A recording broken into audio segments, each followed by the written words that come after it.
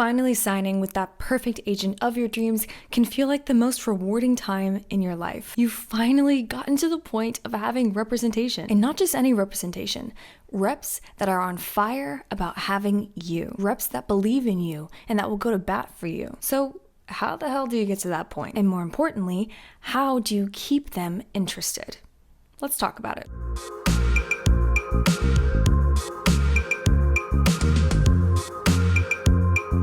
Happy Thursday, honey bunch. It is so good to see you.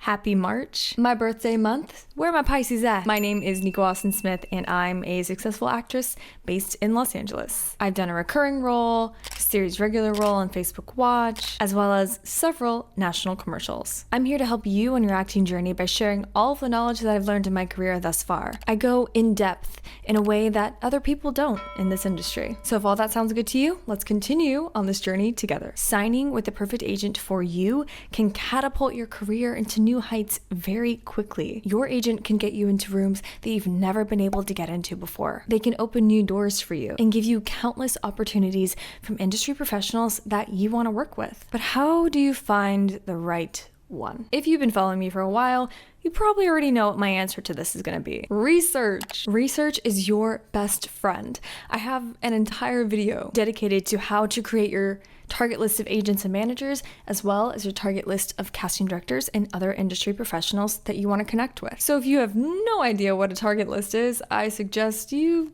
watch that video. In order to land the perfect agent for you, you probably need to have a target list of 5 to 10 agencies that you want to work with that represent actors that are in your tier. And of these 5 to 10 agencies, have a list of specific agents at that agency. Once you have your target list together, the agencies will probably have a lot in common. Maybe you like their mission statement. Maybe the clients on that agent's specific roster are not similar to you in any way, so they have a need for someone like you. Maybe the clients on the specific agent's roster book shows that you want to be on, or this agency is at the tier that you are at currently in your career. And also, this agency takes on a wide range of clients that are slightly above your tier in their career and slightly below as well. And you can determine which tier you are at by watching this video up above, or by going to IMDb Pro and comparing your star meter to those of the clients on the agent's roster, all of which is explained in my targeting video. And once you have your magic list, do some research on their clients. You can also look up Google reviews of the agency. Google the specific agent. If everything checks out, and if they're still to your liking, because remember, you'll be giving them 10% of your income, then it's time to reach out and score that meeting, and hopefully sign with them. That's a whole nother video. The meeting process and what to expect, that's a different video.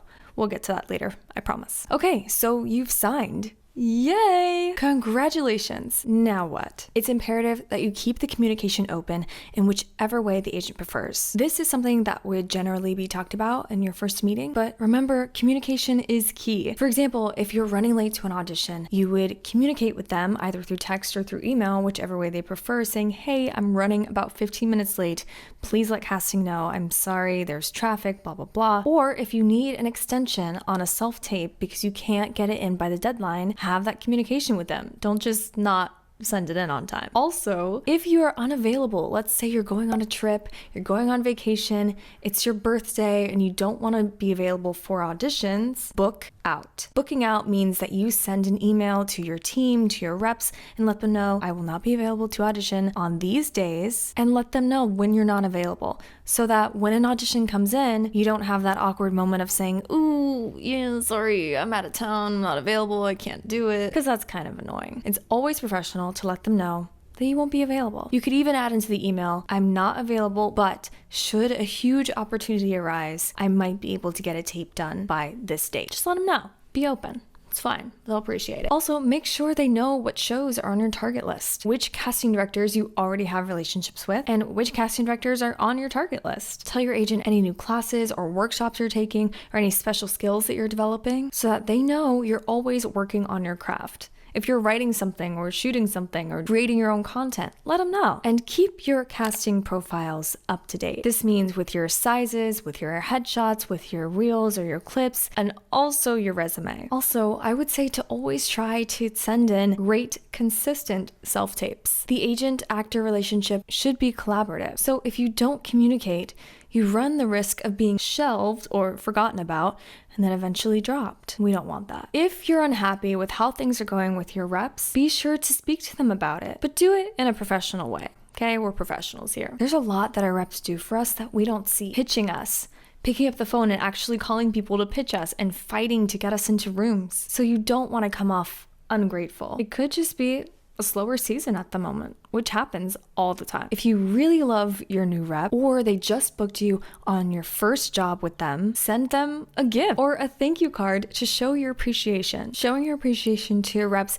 can be as easy as sending a thank you card, but what if you want to do maybe a little bit more? As always, thank you so much for sticking around to the very, very end. Happy birthday month to me, and I'll see you all in a new video Thursday after next. Bye.